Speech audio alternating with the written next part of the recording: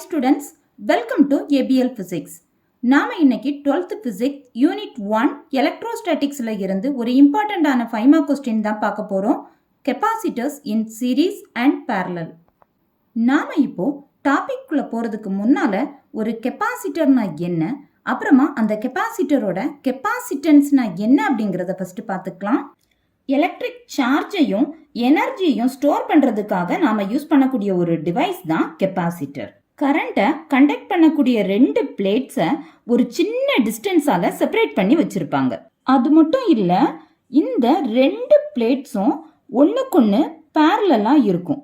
அதனால தான் இதுக்கு பேரலல் பிளேட் கெபாசிட்டர்னு பேர். இந்த கெபாசிட்டர்ஸை நாம நிறைய எலக்ட்ரானிக் சர்க்யூட்ஸ்ல யூஸ் பண்றோம். இப்போ உங்களுக்கு ஒரு கெபாசிட்டர்னா என்னன்னு நல்லா புரிஞ்சிருக்கும். அடுத்ததா ஒரு கெபாசிட்டரோட கெபாசிட்டன்ஸ்னா என்ன அப்படின்னு பார்க்கலாம். ஒரு கெபாசிட்டரால எவ்வளவு சார்ஜை ஸ்டோர் பண்ண முடியுதோ அங்கேதான் நாம கெபாசிட்டன்ஸ்னு சொல்றோம். இப்போ இந்த சார்ஜ் இருக்குது இல்லையா, சார்ஜுக்கும் பொட்டன்ஷியல் டிஃபரன்ஸுக்கும் இடையில இருக்கக்கூடிய ரேஷியோவை தான் நாம கெபாசிட்டன்ஸ்னு சொல்றோம். கெபாசிட்டன்ஸோட சிம்பல் சி. சார்ஜை நாம Qன்னு சொல்லலாம். அப்புறமா பொட்டன்ஷியல் டிஃபரன்ஸோட சிம்பல் V. அப்போ இதுல இருந்து நமக்கு என்ன கிளியரா தெரியுது பாருங்க. சார்ஜுக்கும் பொட்டன்ஷியல் டிஃபரன்ஸுக்கும் இடையில இருக்கக்கூடிய ரேஷியோ தான் நமக்கு கெபாசிட்டன்ஸ் ஆஃப் த கெபாசிட்டர். இப்போ உங்களுக்கு கெபாசிட்டர்னா என்னன்னு தெரியும், அதே மாதிரி கெபாசிட்டன்ஸ்னாலும் என்னன்னு தெரியும். கெபாசிட்டரோட சிம்பல் பார்த்தீங்கன்னா இதுதான். இந்த ரெண்டு லைனுமே நமக்கு ஒரே லெங்க்ல தான் இருக்கணும். ஃபர்ஸ்ட் நாம கெபாசிட்டர்ஸ் இன் சீரீஸ் பார்க்கலாம். 3 கெபாசிட்டர்ஸை சீரீஸா கனெக்ட் பண்ணி ஃபைனலா கிடைக்கக்கூடிய ஈக்குவலன்ட் கெபாசிட்டன்ஸ், அதாவது டோட்டல் கெபாசிட்டன்ஸ் வேல்யூ என்ன அப்படிங்கிறது தான் கண்டுபிடிக்க போறோம். பாருங்க, இப்போ நாம 3 கெபாசிட்டர்ஸ் எடுத்துக்கிட்டோம். இந்த 3 கெபாசிட்டர்ஸ்க்கும் இப்போ நாம நேம் கொடுத்துடலாம். ஃபர்ஸ்ட் கெபாசிட்டரை C1ன்னு எடுத்துக்கலாம். அதே மாதிரி second capacitor C2, third capacitor C3. இனி நாம ஒவ்வொரு கெபாசிட்டரோட லெஃப்ட் சைடை Lனும் ரைட் சைடை Rனும் எடுத்துக்கலாம். இனி நாம இந்த 3 கெபாசிட்டர்ஸையும் சீரீஸா கனெக்ட் பண்ண போறோம். அதாவது C1 கெபாசிட்டரோட ரைட் சைடை C2 கெபாசிட்டரோட லெஃப்ட் சைடோட ஜாயின் பண்ணணும். அதே மாதிரி C2 கெபாசிட்டரோட ரைட் சைடையும் C3 கெபாசிட்டரோட லெஃப்ட் சைடையும் நாம ஜாயின் பண்ணணும். இப்போ நமக்கு C1, C2, C3 இந்த 3 கெபாசிட்டர்ஸும் சீரீஸா இருக்குது. ஆக்சுவலா பாத்தீங்கன்னா நாம எடுத்துக்கிட்ட இந்த 3 கெபாசிட்டரோட கெபாசிட்டன்ஸ் தான் C1, C2 and C3. இப்போ இந்த 3 கெபாசிட்டர்ஸையும் நாம ஒரு பேட்டரியோட சீரீஸா கனெக்ட் பண்ண போறோம். பேட்டரி அப்படிங்கிறப்ப ஒரு லைன் பெருசாவும் இன்னொரு லைன் சின்னதாவும் இருக்கணும். அதாவது ஒன்னு பாசிட்டிவ் இன்னொன்னு நெகட்டிவ். ஆனா ஒரு கெபாசிட்டருக்கு பாத்தீங்க அப்படின்னா ரெண்டு லைனுமே சேம் லெங்க்த்ல இருக்கணும். இப்போ இந்த பேட்டரியோட வோல்டேஜை நாம Vன்னு எடுத்துக்கலாம். இனி நாம எக்ஸ்பிளனேஷன் பார்க்கலாம்.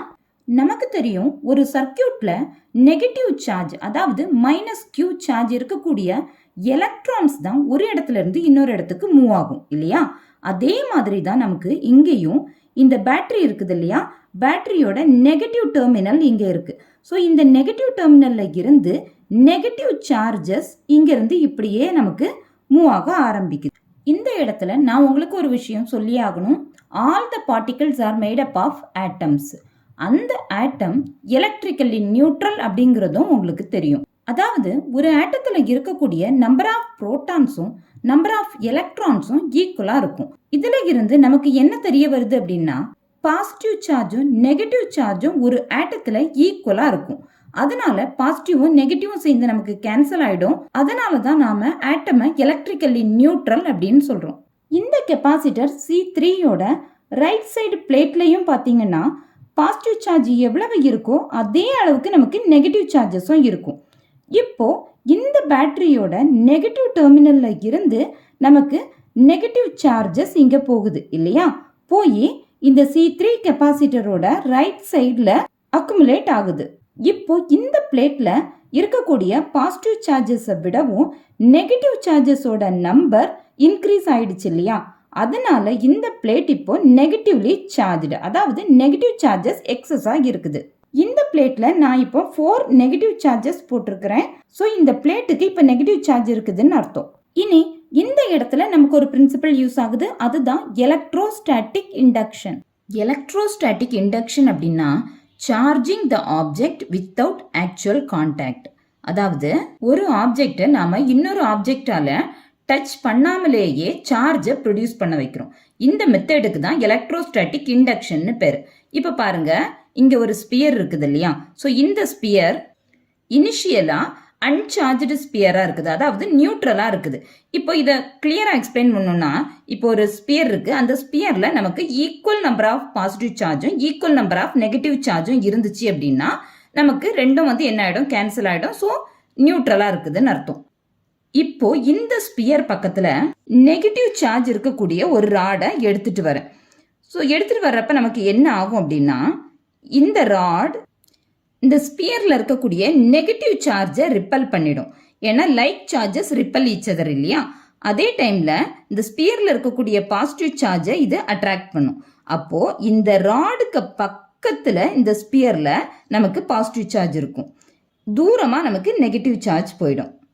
இதுல இருந்து நமக்கு என்ன தெரியுது அப்படின்னா, ஒரு நெகட்டிவ் சார்ஜ் இருக்கக்கூடிய ஆப்ஜெக்டை இன்னொரு ஆப்ஜெக்ட் பக்கத்துல நம்ம எடுத்துட்டு வர்றப்ப அதுக்கு ஆப்போசிட்டான சார்ஜ் நமக்கு இங்க இன்டியூஸ் ஆகுது. இதுதான் எலக்ட்ரோஸ்டாட்டிக் இண்டக்ஷன். நமக்கு தெரியும் like charges ripple each other and unlike charges attract each other.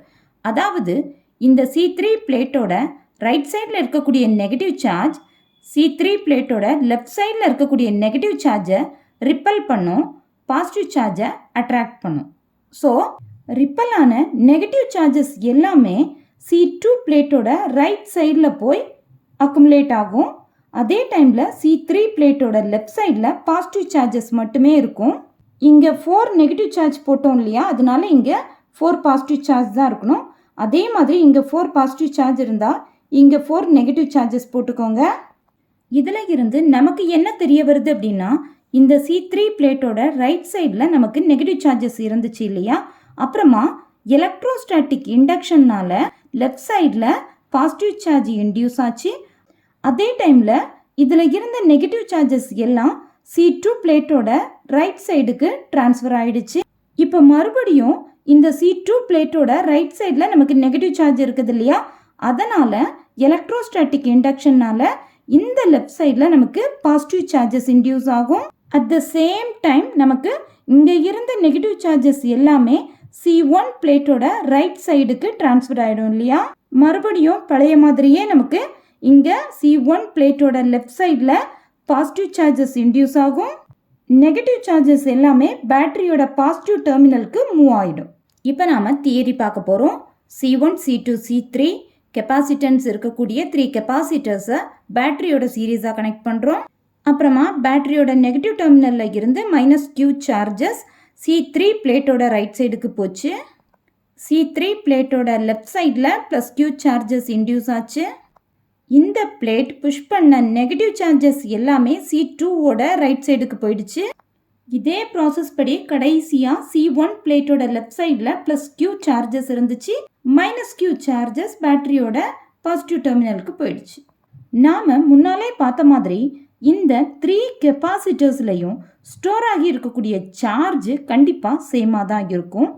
ஆனால் இந்த 3 கெப்பாசிட்டர்ஸுமே நமக்கு சீரீஸாக கனெக்ட் ஆகி இருக்குது இல்லையா? அதனால அதோட பொட்டன்ஷியல் கண்டிப்பாக சேமாக இருக்காது. ஒவ்வொன்றோட பொட்டன்ஷியலும் நமக்கு டிஃப்ரெண்ட்டாக தான் இருக்கும். இந்த பேட்டரியோட பொட்டன்ஷியல் இந்த 3 கெப்பாசிட்டர்ஸ்க்குமே நமக்கு டிவைட் ஆகி தான் கிடைக்கும். So the potential across the capacitor C1 is V1, C2க்கு V2வும் C3க்கு V3யும் நமக்கு கிடைக்குது. அடுத்ததான் எது சேமாக இருக்கோ அதை அப்படியே வச்சுட்டு எது டிஃப்ரெண்ட்டாக இருக்கோ அதை நாம் ஆட் பண்ணலாம். அந்த மாதிரி நாம் ஆட் பண்ணி அதோட வேல்யூஸ் எல்லாம் போட்டோம் அப்படின்னா ஃபைனலாக நமக்கு ஈக்குவலண்ட் கெப்பாசிட்டன்ஸோட வேல்யூ கிடைக்கும். இங்கே நமக்கு பொட்டன்ஷியல் தான் டிஃப்ரெண்ட்டாக இருக்குது இல்லையா? V1, V2, V3. அப்போது டோட்டல் பொட்டன்ஷியல் V கண்டுபிடிக்கணும் அப்படின்னா V1 + V2 + V3 போட்டால் போதும் இல்லையா? ஏற்கனவே நமக்கு ஒரு ஃபார்முலா தெரியும், C = Q/V. அதில் இருந்து நாம் V கண்டுபிடிக்கலாமா? V மேலே போயிடும், C கீழே வந்துடும். ஸோ V = Q/Cன்னு நமக்கு கிடைக்கும்.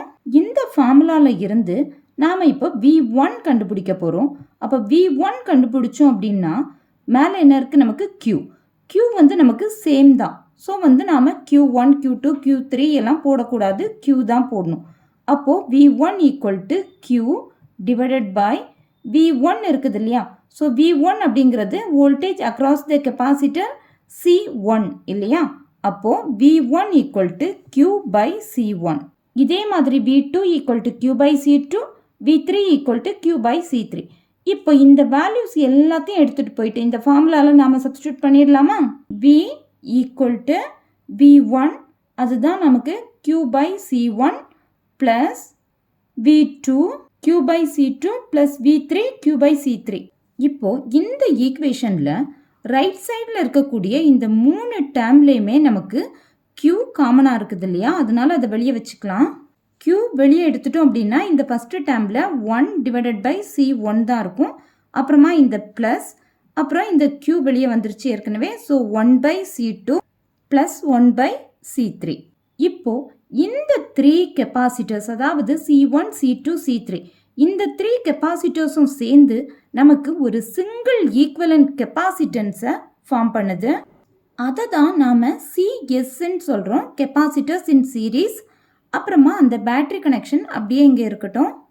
நமக்கு ஏற்கனவே தெரியும் V equal to Q by C அப்படின்னு. அப்போது இப்போ நமக்கு கிடைச்ச அந்த டோட்டல் வோல்டேஜை Q பை சிஎஸ்ன்னு எடுத்துக்கலாமா? இந்த வியோட வேல்யூவை எடுத்துகிட்டு போயிட்டு நாம் ஏற்கனவே நமக்கு கிடைச்ச இந்த ஃபார்முலாவில் இருக்கக்கூடிய இந்த வியில் சப்ஸ்டியூட் பண்ணலாமா? இதை வேணால் நாம் ஈக்குவேஷன் 1ன்னும் இந்த ஈக்குவேஷனை ஈக்குவேஷன் நம்பர் 2ன்னு எடுத்துக்கலாம். அப்போ நமக்கு சப்ஸ்டியூட் பண்ணுறதுக்கு ஈஸியாக இருக்கும். சரி, இப்போ நாம் V வேல்யூ போட்டோம். இப்போது LHSல ஒரு Q, RHSல ஒரு Q நமக்கு கேன்சல் ஆகும். ஸோ ரிமைனிங் என்ன வரும்ன்றதை பாருங்கள். 1 by CS equal to 1 by C1 plus 1 by C2 plus 1 by C3. இப்போது நமக்கு கிடைச்ச இந்த ஃபைனல் ஃபார்முலாவில் இருந்து நாம் தியரி எடுத்து எழுதிக்கலாம். இங்கே CS அப்படிங்கிறது 3 கெப்பாசிட்டர்ஸை நாம் சீரியஸாக கனெக்ட் பண்ணப்போ கிடைச்ச ஈக்குவலன்ட் கெப்பாசிட்டன்ஸ் தான். ஆனால் அந்த ஈக்குவலன்ட் கெப்பாசிட்டன்ஸ் நமக்கு இன்வர்ஸில் தான் கிடைச்சிருக்கு இல்லையா? அப்போது the inverse of the equivalent capacitance of the 3 capacitors is equal to the sum of the inverses of each capacitance.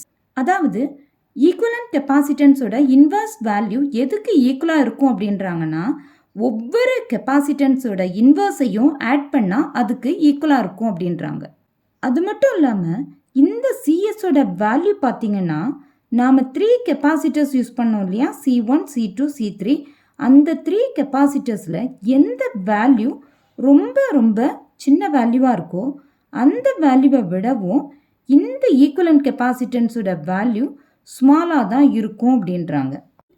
இப்போது எக்ஸாம்பிளுக்கு பார்த்தீங்கன்னா C1 equal to 2 microfarad, C2 3, C3 வந்து 6 எடுத்துருக்குறோம். இப்போது 1 பை CS வந்து கண்டுபிடிச்சோம் அப்படின்னா நமக்கு 1 கிடைக்குது. அதில் இருந்து CS கண்டுபிடிக்கணும்னா ரெசிப்ரோக்கல். ஸோ ரெசிப்ரோக்கலில் நமக்கு 1 மைக்ரோஃபாரட் தான் கிடைக்கும் இல்லையா? இப்போது இந்த சிஎஸோட வேல்யூ பார்த்தீங்கன்னா இந்த C1 C2 C3யோட வேல்யூ விட கம்மியாக தானே இருக்குது. So CS is always less than the smallest individual capacitance. இனி நாம் கெப்பாசிட்டர்ஸ் இன் parallel காம்பினேஷன் பார்க்கலாம். நாம் கெப்பாசிட்டர்ஸ் இன் சீரீஸ் காம்பினேஷன் பார்க்குறப்ப 3 கெப்பாசிட்டர்ஸ் யூஸ் பண்ணோம் இல்லையா? அதே மாதிரி தான் இங்கேயும் நாம் 3 கெப்பாசிட்டர்ஸ் எடுத்துக்கிறோம், C1 C2 அண்ட் C3. இப்போ இந்த 3 கெப்பாசிட்டர்ஸையும் நாம் பேரலாக கனெக்ட் பண்ண போகிறோம். இந்த 3 கெப்பாசிட்டர்ஸோட டாப் எண்ட் எல்லாத்தையும் சேர்த்து ஒரே லைனில் நாம் கனெக்ட் பண்ணலாம். அதே மாதிரி 3 கெப்பாசிட்டர்ஸோட பாட்டம் எண்டையும் சேர்த்து ஒரே லைனில் நாம் கனெக்ட் பண்ணலாம். இதுதான் பேரலல் காம்பினேஷன். இப்போது இந்த 3 கெப்பாசிட்டர்ஸ்க்கும் பேரலாக ஒரு பேட்டரி கனெக்ட் பண்ணலாம். பேட்டரியோட வோல்டேஜை நாம் வீண் எடுத்துக்கலாம். அப்புறமா இது பாசிட்டிவ் டெர்மினல், இது நெகட்டிவ் டெர்மினல். இப்போ நமக்கு இந்த C1 C2 C3 இந்த 3 கெப்பாசிட்டர்ஸுமே இந்த பேட்டரியோட பேரலல் காம்பினேஷனில் இருக்குது இல்லையா? ஸோ இந்த பேட்டரியில் நமக்கு எவ்வளவு வோல்டேஜ் டெவலப் ஆகுதோ அது அப்படியே C1க்கும் C2க்கும் C3க்கும் சேமாக கிடைக்கும். ஸோ நமக்கு C1 C2 C3 இந்த 3 கெப்பாசிட்டர்ஸ்க்குமே கிடைக்கக்கூடிய வோல்டேஜ் வந்து நமக்கு சேமாக தான் இருக்கும். ஆனால் சார்ஜ் நமக்கு இங்கே டிவைட் ஆகும். அதாவது C1 கெப்பாசிட்டருக்கு கிடைக்கக்கூடிய சார்ஜ் Q1, அப்புறமா C2 கெப்பாசிட்டருக்கு கிடைக்கக்கூடிய சார்ஜ் Q2, நெக்ஸ்ட்டு C3 கெப்பாசிட்டருக்கு கிடைக்கக்கூடிய சார்ஜ் Q3. ஸோ ஒரு பேரலல் காம்பினேஷனில் நமக்கு பொட்டன்ஷியல் சேமாக இருக்கும், சார்ஜ் டிஃப்ரெண்ட்டாக இருக்கும். நாம் ஏற்கனவே சீரியஸ் காம்பினேஷனில் சார்ஜ் எப்படி பாஸ் ஆகும், எப்படி இன்டியூஸ் ஆகும் அப்படிங்கிறது எல்லாத்தையும் பார்த்துட்டோம். அதனால இங்கே மறுபடியும் அதை எக்ஸ்பிளைன் பண்ணணுன்ற அவசியம் இல்லை. இப்போ இங்கே பார்த்தீங்கன்னா நமக்கு V சேம் Q டிஃப்ரெண்ட் இல்லையா, எது டிஃப்ரெண்ட்டாக இருக்கோ அதை ஆட் பண்ணணும்னு நாம் ஏற்கனவே பார்த்தோம். ஸோ நமக்கு இங்கே சார்ஜ் டிஃப்ரெண்ட்டாக இருக்குது. ஸோ நமக்கு இருக்கக்கூடிய 3 சார்ஜஸ், அதாவது Q1, Q2, Q3, 3 சார்ஜஸையும் நாம் ஆட் பண்ண போகிறோம். நாம் ஏற்கனவே இந்த யூனிட்டோட ஸ்டார்டிங்கில் law of conservation of charge படிச்சிருப்போம். அதாவது total charge of the system remains constant. So Q equal to Q1 plus Q2 plus Q3ன்னு கிடைக்கும். இதை நாம் ஈக்குவேஷன் 1ன்னு எடுத்துக்கலாம். Already we know that C equal to Q by V. ஆனால் நமக்கு இங்கே Q தான் வேணும் இல்லையா, Q1, Q2, Q3 வேணும். அப்போது Q வேணும் அப்படின்னா Q ஈக்குவல் டு இந்த V இந்த சைடு போயிடும் இல்லையா, ஸோ C இன்ட்டு Vன்னு கிடைக்கும். இப்போ நாம் Q1, Q2, Q3 கண்டுபிடிக்கலாம். Q ஈக்குவல் டு CV அப்படின்னா Q1 அப்படிங்கிறது C இருக்கக்கூடிய இடத்துல C1 போட்டுக்கலாமா. அப்புறமா இந்த V வந்து நமக்கு கான்ஸ்டன்ட் தான், ஸோ V அப்படியே தான் இருக்கும். இப்போ நமக்கு Q1, Q2, Q3 3 வேல்யூவும் நமக்கு தெரியும். இதை எடுத்துகிட்டு போயிட்டு ஈக்குவேஷன் நம்பர் 1ல் சப்ஸ்டியூட் பண்ணலாம். இப்போ இந்த ஈக்குவேஷனோட லெஃப்ட் சைடில் பார்த்தீங்கன்னா இந்த 3 ஸ்டெப்ஸ்லேயுமே V காமனாக இருக்குது இல்லையா, அதனால Vயை நாம் வெளியே எடுத்துக்கலாம். இப்போ நம்ம Q என்ன அப்படிங்கிறத கண்டுபிடிக்கணும் இல்லையா, அதுக்கு காம்பினேஷன் டயக்ராம் போட்டுக்கலாம். நாம் யூஸ் பண்ண C1, C2, C3 இந்த 3 கெப்பாசிட்டர்ஸையும் கம்பைன் பண்ணோம் அப்படின்னா நமக்கு ஈக்குவலன்ட் கெப்பாசிட்டன்ஸ் CP கிடைக்கும். அதாவது capacitance of the capacitor when it is connected in parallel. இப்போ நாம் Q equal to C into Vக்கு பதில் Q equal to CP into Vன்னு போடலாம் இல்லையா. இந்த ஈக்குவேஷனை நாம் ஈக்குவேஷன் நம்பர் 2ன்னு எடுத்துக்கிட்டோம்னா இப்போ இந்த இடத்துல Qக்கு பதில் நாம் CPV போட்டுக்கலாமா. இப்போ நமக்கு லெஃப்ட் சைட்லையும் ரைட் சைட்லையும் இருக்கக்கூடிய V வந்து கேன்சல் ஆகிடும் இல்லையா. ஸோ ரிமைனிங் என்ன இருக்கும் பாருங்கள், CP equal to C1 plus C2 plus C3. இந்த இடத்துல பார்த்தீங்கன்னா ஆக்சுவலாக இந்த P அப்படிங்கிறது கீழே சின்னதாக போடணும். அதே மாதிரி தான் இந்த 1, 2, 3 அப்படிங்கிறதும் கீழே சின்னதாக நாம் போட்டுக்கணும். 3 கெப்பாசிட்டர்ஸை நாம் பேரலாக கனெக்ட் பண்ணோம் அப்படின்னா நமக்கு கிடைக்கக்கூடிய எஃபெக்டிவ் கெப்பாசிட்டன்ஸோட ஃபார்முலா என்ன அப்படின்னா C1 plus C2 plus C3. இந்த பேரலல் காம்பினேஷனில் நமக்கு இண்டிவிஜுவல் கெப்பாசிட்டன்ஸை சம் பண்ணாலே ஈக்குவலன்ட் கெப்பாசிட்டன்ஸ் வேல்யூ கிடைச்சிடுது.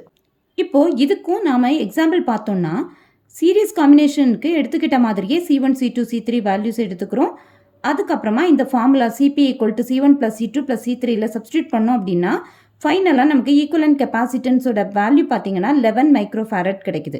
இந்த 11 மைக்ரோஃபாரட் C1, C2, C3 இந்த 3 கெப்பாசிட்டன்ஸ் வேல்யூவை விட அதிகமாக தானே இருக்குது. So CP is always greater than the largest individual capacitance. Derive the expression for resultant capacitance when capacitors are connected in series and parallel. First diagram, அதுக்கப்புறமா explanation, அடுத்ததா derivation, அப்புறமா equivalent கெப்பாசிட்டன்ஸோட diagram போட்டுட்டு final result எழுதிடலாம். இதே மாதிரி தான் நாம் parallel காம்பினேஷனுக்கும் பண்ண போகிறோம். எக்ஸ்பிளனேஷன், டெரிவேஷன், ஈக்குவலன்ட் கெப்பாசிட்டன்ஸோட டயக்ராம், அடுத்ததா ஃபைனல் ரிசல்ட் எழுதிட்டு முடிச்சுக்கலாம். தேங்க்யூ.